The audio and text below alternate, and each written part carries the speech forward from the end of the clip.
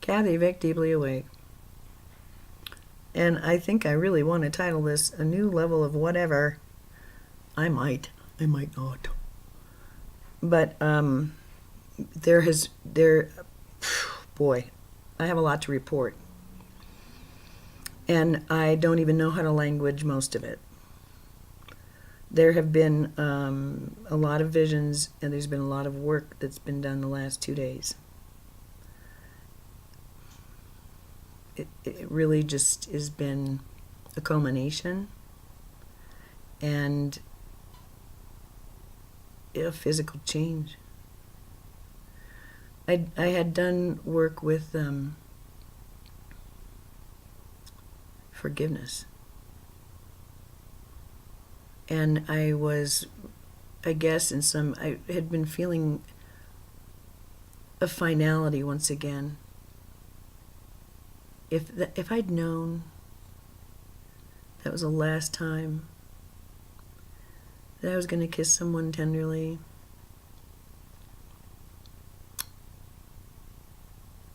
would I want that kind of knowledge? Oh, but had I known, I would have savored it all the more. But in those moments, I'm on full savor mode anyway. So they're fresh. But I felt melancholy. And I felt squeezed. This was I really, really, really felt brought very, very tiny. It was really, I had a really tricky day. And there were like waves of energy, difficulty level high. And by the end of the day, luckily my Sam is a sensitive like me, and he saw that the cure was I needed to get tucked in and float away by about 6 o'clock, which I did. So, oh, Mom, we're both introverts. I know what to do. You gotta get away. So, this work it was really like core stuff. I understood in a brand new way what I had intended to heal and what I have healed. And it's not just for me. I felt all of womankind. I felt it all. And I know that many women who I've met who are shamans realize that the work that we do, and the deep shame work and all of that work, that breaks open the prison cell doors for all of our sisters, because we have a history to clear. And somehow we just know this as a tribe, we women, and we gladly submit to the work, but wow, that was deep. And there was a lot of forgiveness, there was a lot of, and I was forgiven of something I didn't think I could be. It was glorious. And the funny thing is that there was something physical. I kept getting this very odd idea that I needed to go to sleep. And in the morning I was literally going to be physically different. That moment I had Christmas Eve of 2012 where everything turned into this liquid gold love. Everything here is made from source, and source is liquid gold benevolence. At least that's what I understand it to be, and that it's physical. And then kind of slows down enough for you to show up as a human being. But as you go into the human form, then it becomes you're introduced into your energy is introduced into an electromagnetic biochemical wash that sort of is hypnotic and completely intoxicating and really hard to break from for moments like that. I'll take that break. And so that was sort of the feeling of this whole thing is this liquid gold benevolence, this forgiveness, and that through the night that was going to visit me, and I was going to be different. And I realized, because we have a wall between us, but my son and I have, like, we share like a wall. And I realized it was a conference of energy. He wouldn't be there unless he was agreeing to it, because he does sleepovers. And then I realized that maybe this big event that we keep going yada yada about, well, maybe this is a pre-shock. But what if it were delivered like that? I kept getting that idea that what would happen if people would wake up and they just did things different. They assumed different things about everybody, including themselves. And because they were holding themselves differently, they could see other people differently. They saw things as they were. But I am going to 7-Eleven. I am going to talk about this this event, because it's I just need to have it out there. And what'll be will be. Hopefully, people know I'm not a predictor. Oftentimes, what I say, I'm feeling, or that I sense, that oftentimes is like spot on and not off by very long. It's like boom, boom. And that has been something I've been seeing in play since 2012. Me first and then reality. Me first, then reality. And not little realities, but big ones. And it doesn't mean I think I caused them. It's just that I can feel them. And I can express how they feel. And it's a mass event kind of thing. Sometimes my energy is just really whacked out, and then the next day I find out that something really wacky happened. Like that, the shooter, the Nevada shooter is a good example of that. Fucked up energy. Bad. I kept getting all these thoughts that were so weird, and I never think them. And I didn't know what was going on. Yuck.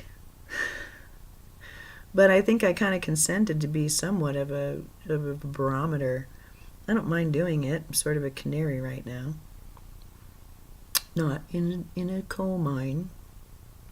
I just like to sing at first light. So there has been a great clearing. And wouldn't it be lovely if people just woke up and were more decent to one another? And they just didn't remember how to do the fucking bullshit stuff they do. But here's the deal. Although I think that would be lovely and very gentle and appropriate to the kind of work we've all put in, I just really kind of need to put things together, and I kind of feel like it's a little bit of spilling the beans, but not really. It's just putting everything in one place. It's just putting the beans in one place, grinding them, and then offering you a cup of coffee. I'd like some. Wish I could push pause on this thing. When I worked with the teachers, I just always saw me turning into light. Just like getting electrified, and just, and I understood that was the point. That's ascension, turning into light. That's what I always saw. And then they talked about the 3 days of the null zone. They always talked about the null zone. They said there'd be 3 days and nights of complete darkness. And there's nothing to do except just wait it out. No light anywhere. And then after that, nothing artificial remains. And they had very specific instructions about that time period, as if it were like this real thing that was going to happen, and I'd better get ready for it. You don't get ready for it by arming yourself.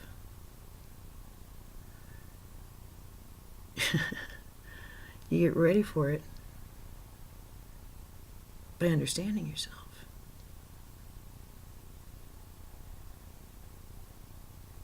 And walking your walk. So, and having integrity, things like that. And that certainly looks different than the societal integrity that we've been taught. True character, true integrity. And it's completely, usually unseen, often disrespected, often reviled, and just people fucking haywire around me. And I don't see that as my problem anymore. I find it distasteful and highly unskilled. And I'm really not above pointing it out anymore. I'm kind of sick of it. When one man has to stand in judgment of another man just to feel okay, when one man feels it is appropriate to judge another, yeah, they've really lost their way. And most feel justified. And, it's all over. It's not like, I'm sure it's probably in your face and in your, neighborhood and town and state and country. Well, okay. Here's a story. Let's put it together. Pani Andov, P-A-N-E, Andov, A-N-D-O-V, did a series of videos in 2012 or maybe 2011 talking about a galactic superwave and how it was pretty much destruction itself. And just strap in, because we're fucked. Pretty much. And I ate that up like ice cream. Because I didn't agree with the destruction part. I understood that was an interpretation of the data that wasn't entirely seeing everything, appreciating things. It was a fear expression. But given the data, it's appropriate a little bit to fear, because it looks like the end. Oh no! Yeah, if something goes and it goes boom, and everything in its wake goes then and it's coming right at us, then what are you going to do? Alert the other earthlings. And that's what scientists have been seeing. Planets just starting to glow a whole new way. And what I saw in my meditations and activations, especially the spring of 2016, there's my team calls it an ascension wave. Can you imagine what it would be like if all the really old souls would get together and do, Sandra Walter does that, gets people together and they pray with one intention. And if we did that as a complete unit, That'd be a bit of a galactic super wave, wouldn't it? And each time we emanate something other than judgment and being poopy to one another, well, that's a little wave too. Those poopy things are also waves. But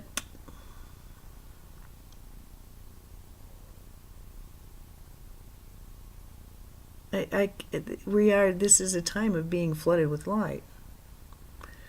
And so now there's talk about, I've been watching Suspicious Observers on YouTube, and they're talking about the magnetic pole flip. How that is really pretty imminent. And how the poles have been shifting and moving and migrating. It's so funny. So funny to watch. Because that's what the Cryon group was here to do.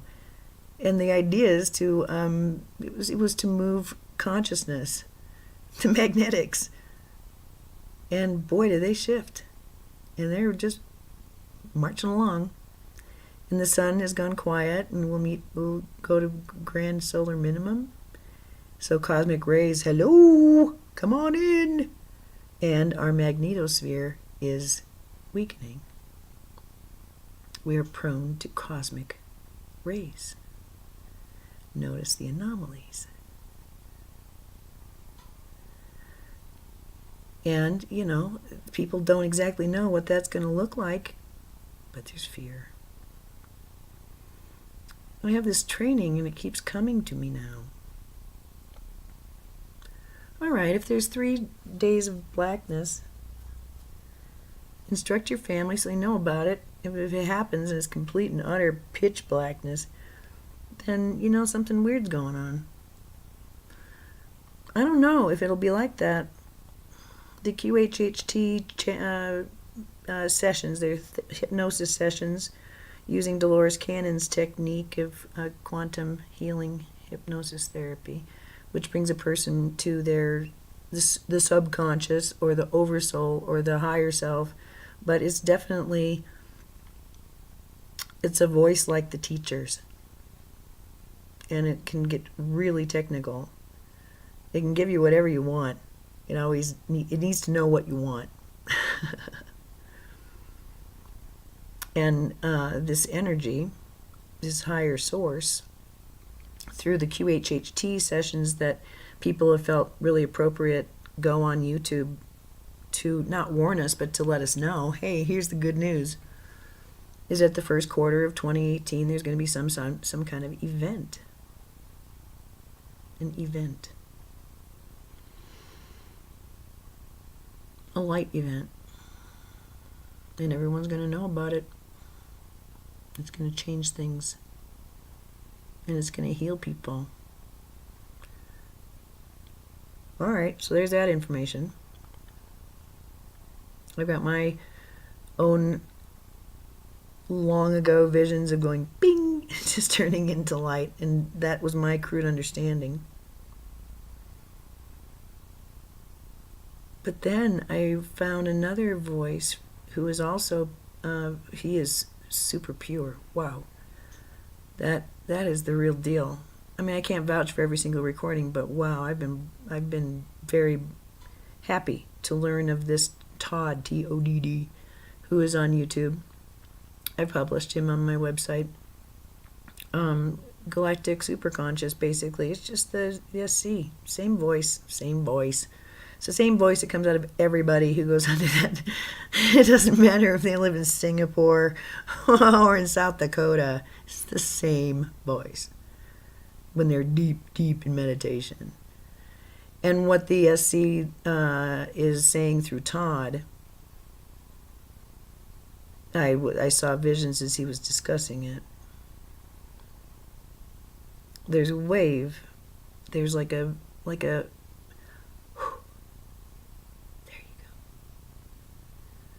And with that, the polarity is changed. The negative polarity experiment is done. And those who are, married to continuing in a negative polarity, consciously or unconsciously, whatever, that negativity will just go. It's an in-breath, and then an out breath, and then the in breath is the negativity. We're done with that portion of the experiment. And there is some urgency to this because of the tinkering that these misguided human beings are doing in Antarctica with what they've found. It's technology that well, they need to stop playing. It's time to just stop it. Much like the other times when intervention was done, when missile silos were deactivated, when missiles were unexpectedly defective. Yes, there's free will. Yes. But there's also a project. And I have realized that this paradigm of service to self and service to other, which drove me mad this last lifetime of mine, really computes not. I reread the Great Invocation, and it talks about the plan that the masters know and serve. That's what I'm in service of. I said it the first time. I'm not in service to self, and I'm not in service to others. I'm in service to ascension. So, it's really confusing to me sometimes, like the monkey brain in me, like when people treat me like they treat me like shit. And say really shitty things about me.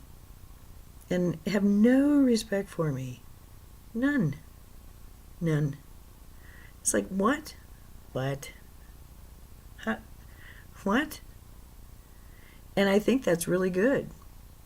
Because it's no longer, like, oh, hair shirt wearing time. Or put up your dukes time. But just get that stinky thinking out of here. Good God. Ick. Is that being judgmental? No, that's snapping somebody's nose, saying stop it. So, and I would like to get to the place where I don't even want to do that. But, and I liked it. I was reading my new natal chart, and that's one of the features is having a sharp tongue or having a quick tongue, and that it really is good to learn how to holster the gun. So that may take a lifetime to master.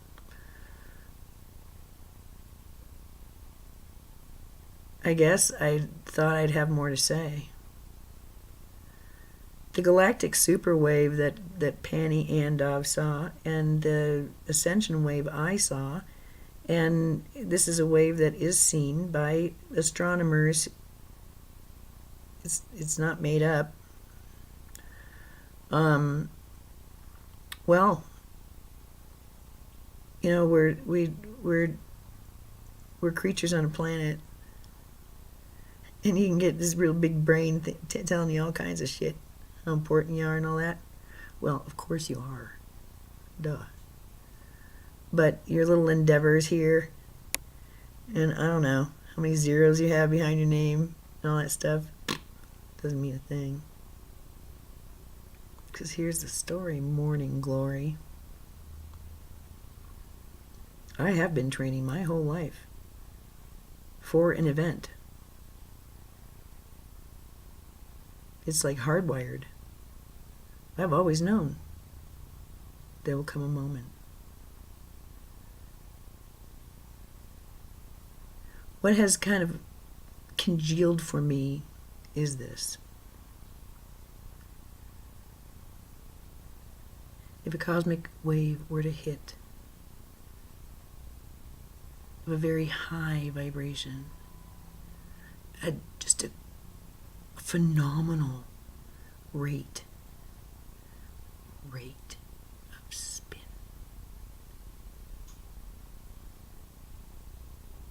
Those who are spinning low, and the stuff that's in you that spins low,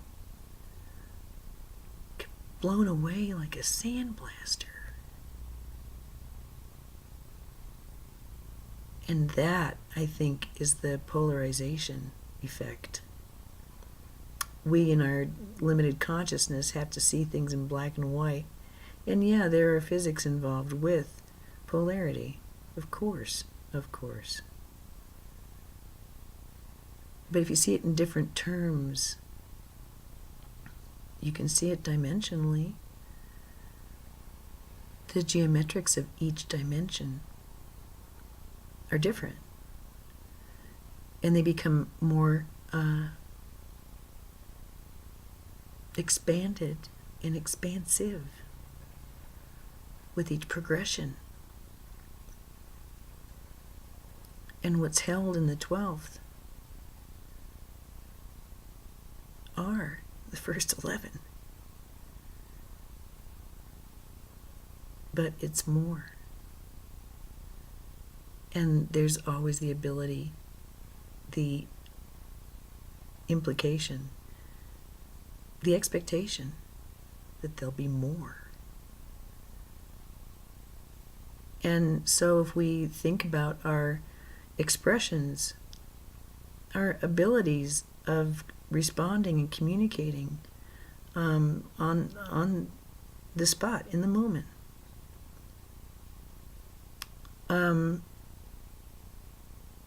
there are some agreement fields, lower agreement fields, populated by people who have incredible investment in the lower agreement field. And punishing people and treating people like shit and all that kind of stuff. Whatever. If that's where you're at, then that's what I see. It's just a higher geometry. And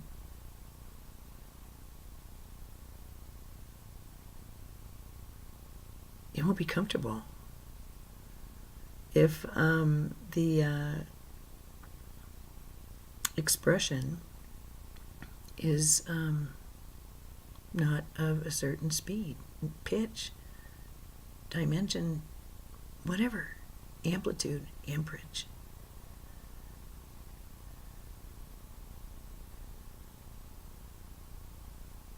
And I like what the Todd had to say, that this negative polarity is just resorbed. It was an experiment.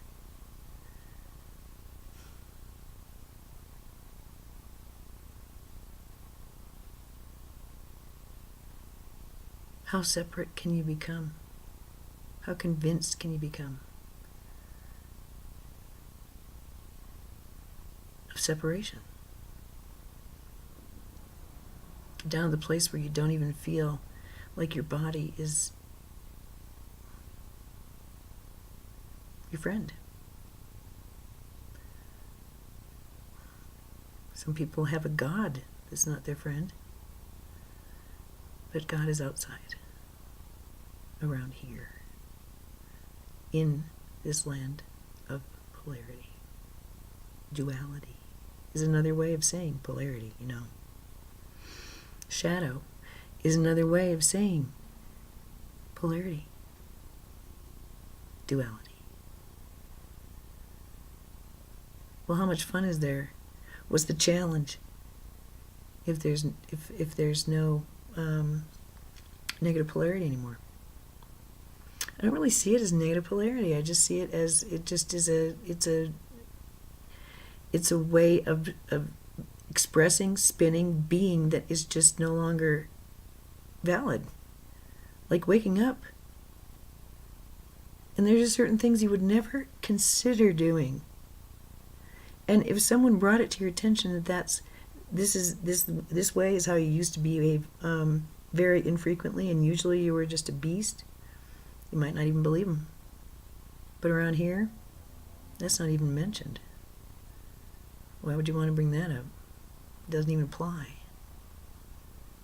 That's what I'm getting. Maybe it can be that gentle. Last night, I really felt that. And I prayed for it for the whole world.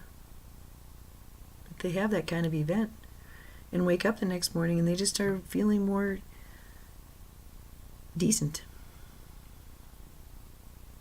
Cleaner somehow. Lighter. Just lighter. And I think that's really what's been going on, and it's incremental, and it makes some people's brains malfunction, and it does require that the neurobiology rewire. I talked about that at the very beginning. And I certainly stand as a representative of someone whose neurobiology is a little bit unusual. I'm not alone in that regard. 3111. So I really have enjoyed this last little sliver of time, because things are, I finally know what I was trying to say all this time. I finally understand in a more coherent and total way what it is that I've been describing is me. And it's at this kind of point that I realize just how risky it is, how cheeky it is, how, like, to even say those words, I had to have been driven, just driven.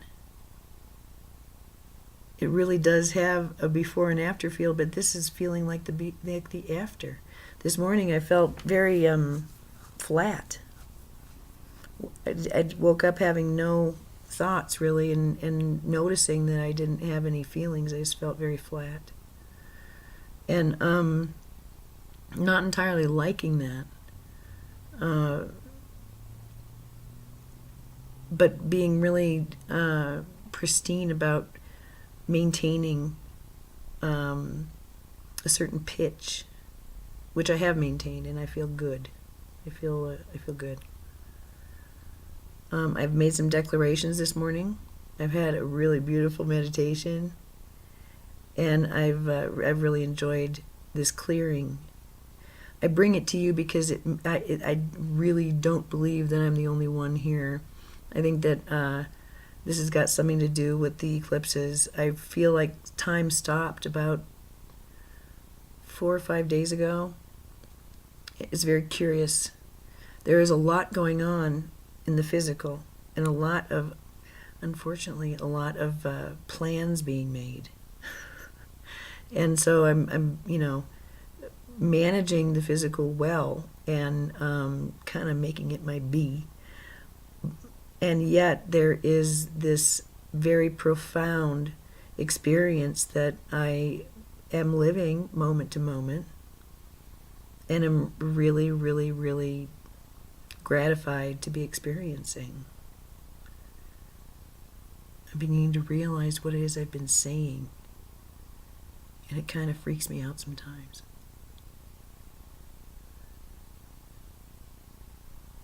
And so when I started out, it's just like the only thing that I find grotesque is invalidation of this. That's just so wrong thinking. At this point, I can see just how valid it is. And I can completely understand,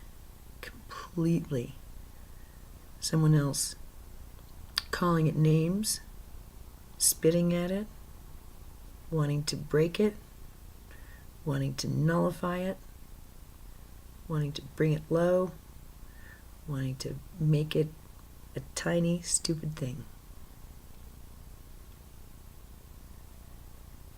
Well, it's none of those things. I'm none of those things. And it's okay. I've had a lot of training. a lot of training. And I think I'll just be dandy when the critics come and tell me I'm being sacrilegious or evil. Ooh, so evil. So I'm really excited about my project I'm working on. I got new ink and I have to get more paper, but I published, printed out about 20 chapters, the first 20 chapters of my book. I don't know if I'm going to reprint those, but they're so itty bitty, I'm going to need x-ray specs to read them. And I'm going to be in the hospital drugged up. I'm going to need my print big. At least for a day or two. So anyway, I told my kid last night, get ready because Mama's got a project. At least 2 hours every day I has to go into just printing this out. And I'm along the way numbering and saving them. And then I got to transcribe. So part of my job is to listen and write down some notes. But the idea here is to then shrink things down into a teeny tiny volume of, wow, holy shit, now, really? Whoa, wow, really? God, really? And sell the shit out of it. It's going to be called Becoming Deeply Awake, a reverse autobiography. Advanced copies. I don't know, I'm going to have a publisher do it. There's going to be big guys. Super big. And you're on the ground floor of it. And I'm not jinxing it, actually, by saying it. I'm actually just breathing more life into it because it's been kind of listless. So it's like time stopped, and I had all this momentum, and then what? So I don't even know. Honest to God, I don't even know when the eclipse is happening. But,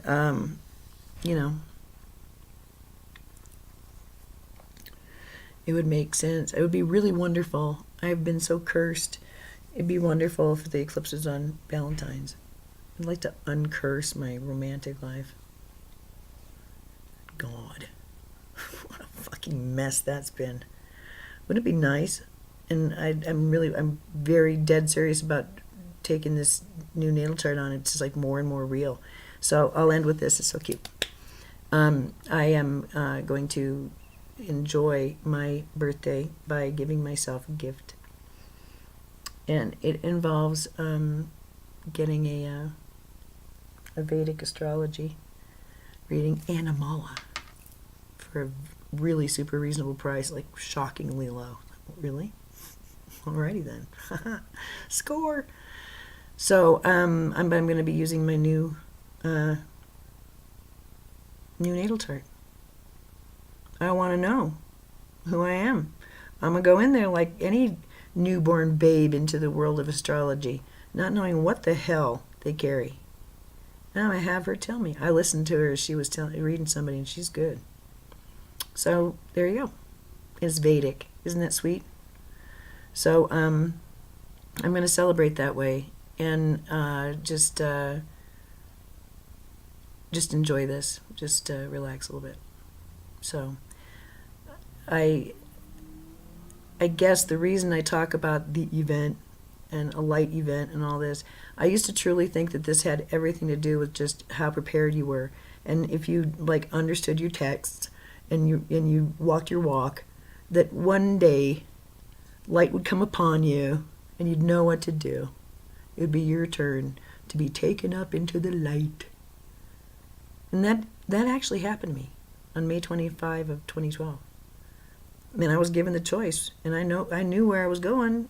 Where a place where you use energy and help that way remotely.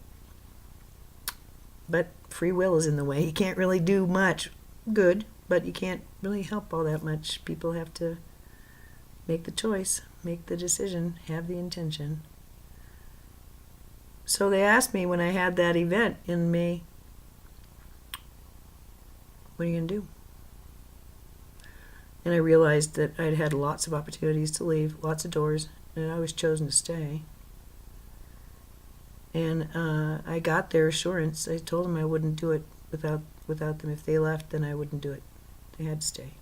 And they assured me and proved to me that they wouldn't leave. But the very first thing out of my mouth was, "Thy will be done." That's the only thing I could say in the face of that kind of love. Why wouldn't I want to do whatever you say? That is an astounding energy. And the only appropriate response is, "Thy will be done." But one of the things that happened to me in this process of the last day or two was a really, really heightened event where I could see me as this beautiful light solar angel. So cute, little angel. But as I moved, it moved, and it was just, whoa. It was just the end of a kaleidoscopic thing, and there I am. And a brand new level of adoration and devotion and understanding came upon me. And the only appropriate response was, "I and my master are one. I and my master are one. I and my master are one." Guru is a better word for me, because that to me is very sacred and very safe. It's the representation of holiness, and anyone can be your guru, but gurus teach. And to have a teacher, well, we learn through adversity and we learn through joy. So a guru is something that's well beyond a simple interaction. And the one thing you don't do is go above a guru. So for me to say that was really powerful. And for me, the guru path is just, we give ourselves gifts in the form of people who hold future knowledge and the knowledge of our hidden heart. And then if we're brave and bold, we unpack these, we unwrap and then we unpack these packages. And we come to learn that we've been visited by benevolence itself in the form of a friend, a confidant, teacher, a therapist, a father, a mother, someone. So that's why the guru path is really profound and near to my heart, because I'm not here alone. If I were here alone, then that would be a different ball of wax. But I'm here to learn. I'm going to learn from quality, and I'm going to pick people who I can do nothing but respect, and I can do nothing but show them my respect and my awe and appreciation.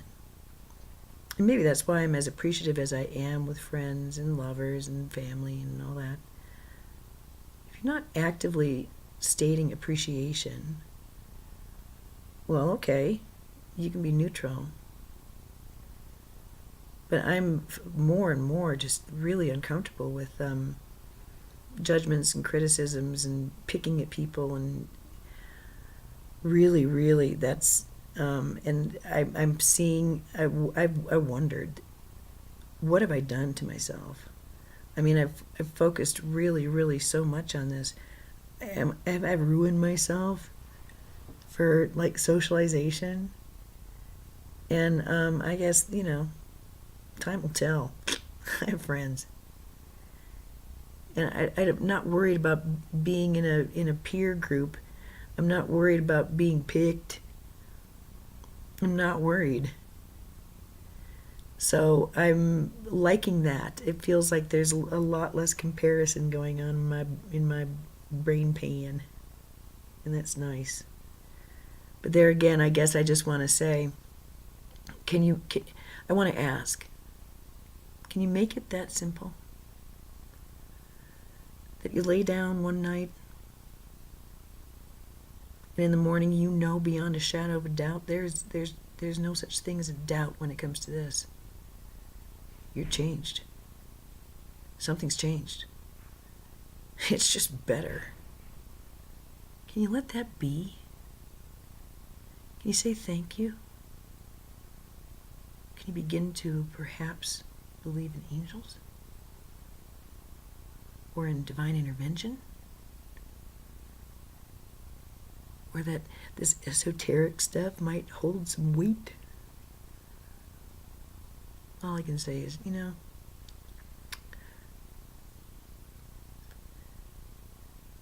to those young ones, to the ones who don't hold the ancient knowledge, you're doing great. Many of you have advanced far further than was expected.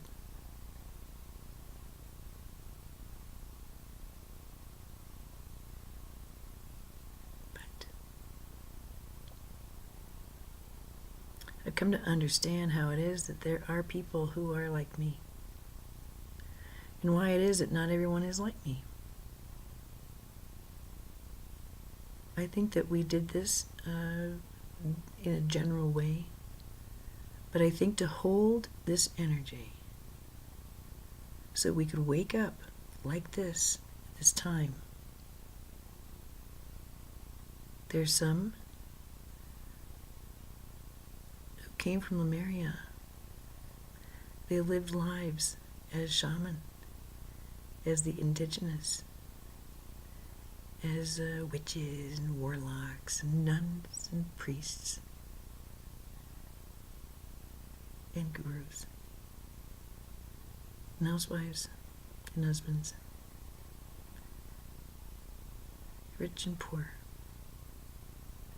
male and female. But there was going to come a life. There was going to come a time.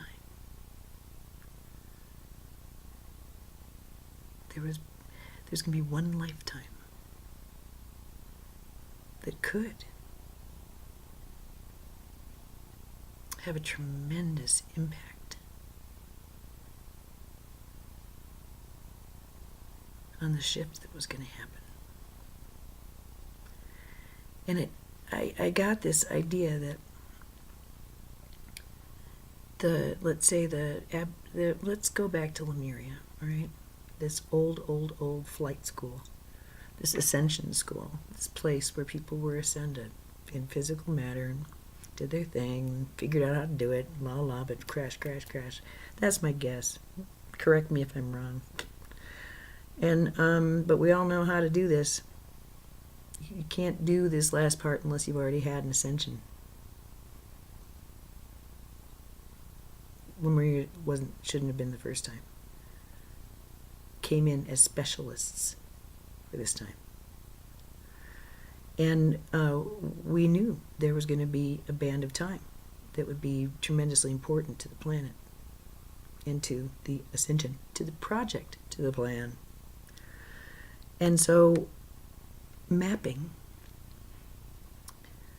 we set our intention into this lifetime as Lemurians, as Native Americans, as the indigenous. Just as I'm doing, I want to be a quantum embryologist next time. And I want to live in Africa. And probably I want to be a refugee. But I want to live in a refugee home, and there's some things I want to do. And I know who I'm going to be with, and I'm all set. I mean, roughly. But there's some things I want to do. I would like to have a vacation lifetime in the meantime. I need a break. I want to have a vacation lifetime. And then I'll do the quantum stuff. But if I'm already thinking that way, And I'm not the only one. I've got a lot of friends who think that way about their lives and their deaths and whatever. And we all knew that this time of Earth was like pivotal. Why would we not consciously, at a very high vibration, seed through intention and energetics and magnetics the very grid and our Merkabas, our bodies, our minds? Imagine holding on to that little bundle of joy. A frosty, frosty night in 1961. That's quite a handful. Well, I'm not the only one there either. So, how I like these pretty thoughts. You know, you don't have to go through this process publicly. You don't have to go through it like me. It has to do with amperage. It has to do with love. And at this point, no impedance of flow, allowing flow. Boy, it feels uncomfortable whenever there's a crimping or I don't like it. But now I can see it more like just unskilled behavior instead of getting all frantic about it. Anyway, God, another long tape. I don't mind. This is like good stuff. And so I don't know. Let's. I hope that the eclipse is on Valentine's Day, so I can just give the finger to my old romantic life and move on to this new one that I hope is going to be filled with something more than what I've gotten. Yay. And then 9 days later, I have my solar return. And then a few days after that, I go bionic. I'll be able to open the door with my hip. I'll be able to at least run and jump and play with my hip and do many, many things that have been restricted. Whee! I hope you're having a good time. I hope if you're not, that you hang on tight. Because if you're not, that just means you're going through a little earthquake. You're going to feel better. Expansion, contraction, expansion, contraction. It's all about expansion right now. So when you feel ugh, or someone presents you with ick, well then, if someone presents you with something icky, you know what's happening at this point? You're being given your last, like your final exams. I know, it probably feels like, again, God, are you never going to stop? You're going to keep doing this and keep doing this? When does this end? Well, you know, some people are in a feedback loop, just to, like, they're like ghosts with flesh. They just repeat the same behavior, same behavior, same behavior. I mean, I've met teenagers who are like that. So it's a consciousness. It's a trapped, slow agreement field. And I think that's what's getting burned off. And I think it can be gentle. It can be overnight. Whisper-like. And in the morning, you're just not as aware of certain things. Not interested.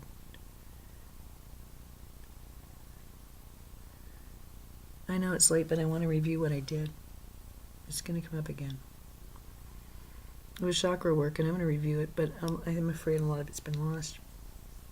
The 7 chakra system is just the beginning. I saw the 8th, back of the brain, and how it hooks. It's the multidimensional part for this. It's like these are the eyes, and these are like the wah eyes, and then everything is hooked up to the pelvis. The 8th is connected to the pelvis, and everything hooks up to the heart. It creates spin, the brand new levels of spin. And stability, 8. You can spin an 8. You can't spin a 7. You can roll a 7 along like an old stone wheel, but 8. Gyroscope. You do lots of things with 8s. And before that happened, I was led to do some really, really kind of, I found it kind of scary and uncomfortable. And I was really glad that the camera was rolling this work. Because what I understood for the longest time is that there were magnetic locks, basically, on expression. And that was part of the experiment for this portion of it, where women didn't use their speech, they didn't say no, and men had their first and second chakra ramped up, and of course, their eye and their crown turned down. So, irresponsible children, unsupervised by the grown-ups in the room. That was the experiment. And we're seeing the final, end of that. But there was a time that they put me through each of the 7. And they opened each of my 7 to 100%. But they did it as me as the male first. It was so uncomfortable. And they moved everything to 100%. All 7. And then they did the female. And then they trotted me off to the crystal caves, and they presented me to the crystals and asked if the crystals would spread the word throughout the land. The magnetics have been altered by a human, and the agreement is now null and void, 100% for all. No more energetic impedance. It was after that I had a huge activation into the 12. That's when that Dolomite visited me with the log through my head, and I just did a video on that. That one, they call that a visitation. And I've had, and they called it also an EMF pulse. What happened to me when I had that crystal going through my head, which was in April of 16. So all those things occurred, and they're physical, they're real, they're documented, thank God.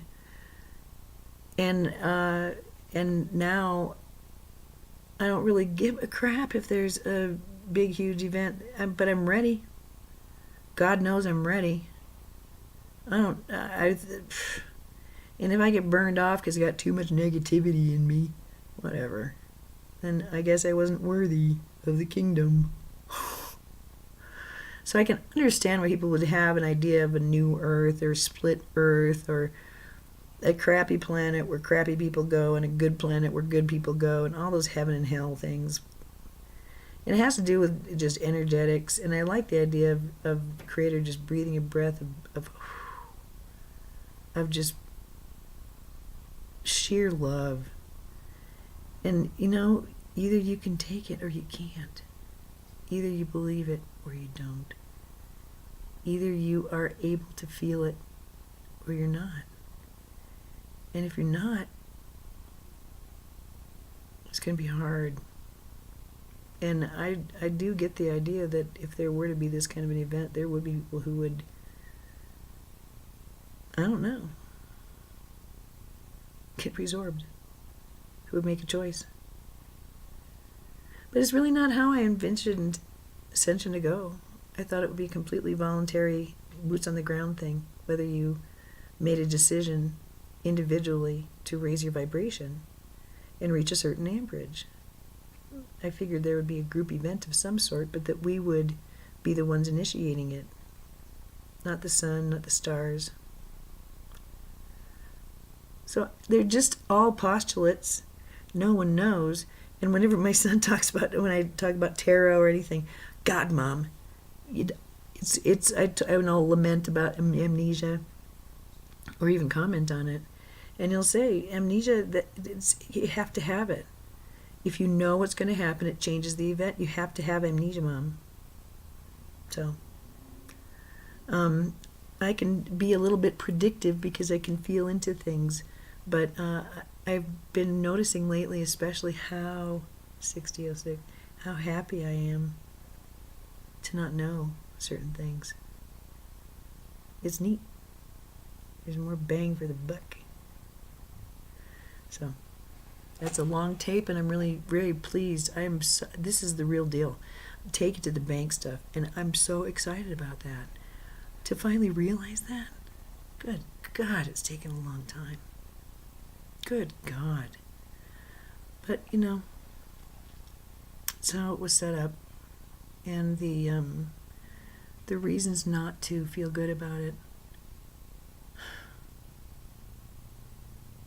they're right smack dab in my face.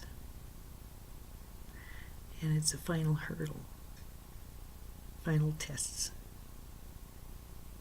And 10101, final proof